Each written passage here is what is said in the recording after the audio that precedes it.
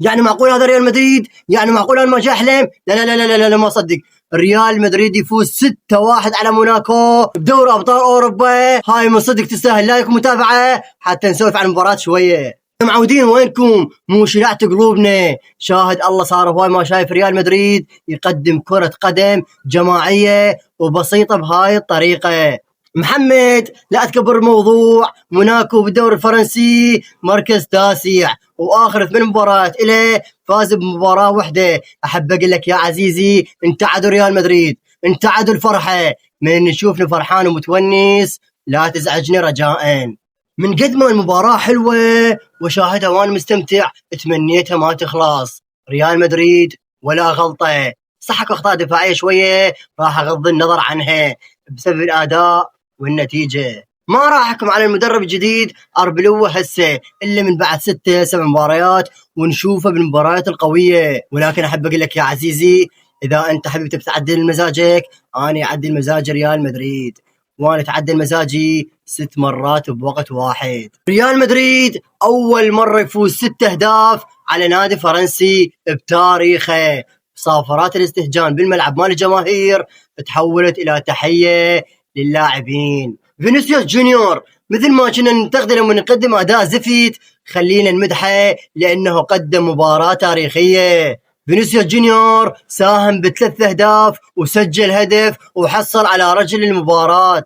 فينيسيوس جونيور لما يكون بيومه يرجعك الى 2024. فينيسيوس جونيور اللي نعرفه. فينيسيوس جونيور خلال المباراة قدم كل شيء، قدم ادوار ضغط وكان يرجع ويا الفريق ولعب لعب جماعي وساهم ب3 اهداف. واذا على المراوغات فهو راوغ 4 مراوغات صحيحة. فينيسيوس جونيور بالملعب كان ممتع حرفيا. كيليان امبابي صحيح ما كان جاهز 100% ولكن سجل هدفين وصار عنده 11 هدف ب6 مباريات وهداف دوري ابطال اوروبا، وكان يرجع ويا الفريق يقدم ادوار دفاعيه.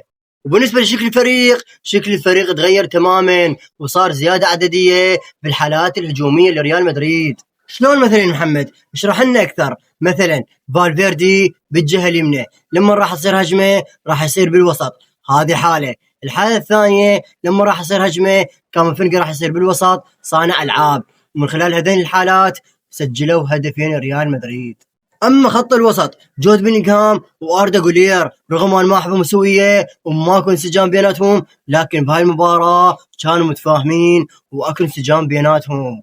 اردا غولير تحسه مرتاح وهو يلعب وتمريراته الساحره بالثلث الاخير، وجود بيلينغهام تحسه صحصح شويه بالشوط الثاني وصار اكثر نشاط وقدر يسجل الهدف السادس. واخيرا الجهه اليمنى اشتغلت وصارت تخبل بقيادة ماستنتونو. يا اخي هذا اللاعب تحسه يلعب حسب صبغة الشعر مالته، لما يصبغ الشعر مالته اشقر يقدم لك اداء ولا اروع. واتمنى يبقى على هذا المستوى وبهذا الاداء. ماستنتونو خلال المباراة قدم ادوار دفاعية وادوار هجومية وادوار ضغط وقدم 3 تمريرات حاسمة وشارك بالهدف الاول وسجل الهدف الثالث.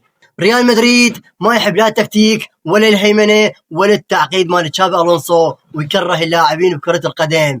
ريال مدريد يحب اللعب السهل، والمثلث اللي سواه فالفيردي وماستنتونو واردا غولير مثلث يخبل. اما من ناحية الدفاع الفريق كله كان يرجع يدافع كتلة واحدة، ومن ناحية انهاء الفرص فاحنا استغلينا الفرص بنسبة 90%.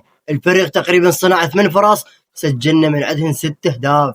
اما فريق موناكو شاهد 20 تسديده، كورتوا صد 5 تصديات وصنعوا فرصتين محققه وتسديده بالعارضه. ريال مدريد كان ممكن يطلع بكلين شيت لكن سيبايوس كان له راي ثاني لما دخل بالشوط الثاني تسبب بهدف لفريق موناكو.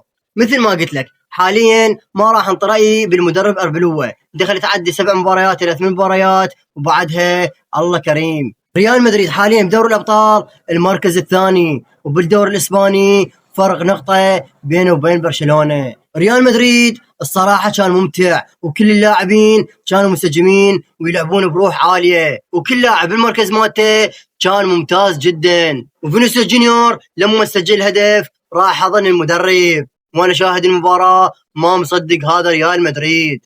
تحس لاعبين ريال مدريد يردون مدرب يرفع من معنوياتهم وبحسب مزاجهم. ارفع معنوياتي وشوفني بالملعب، ما يردون تكتيك معقد ولعبان نفيس مال تشابي الونسو. اتمنى المباراة الجاية وبنفيكا اللي هي اخر مباراة بدوري ابطال اوروبا، اتمنى ريال مدريد يفوز او حتى ممكن يتعادل ونصير من ضمن المراكز الاربعة. ليش محمد؟ حتى ما نقابل لا الارسنال ولا باريس سان جيرمان ولا حتى الانتر. وبالنهاية مبروك مدريدستا هذا الفوز التاريخي، وان شاء الله القادم رعب لفرق اوروبا.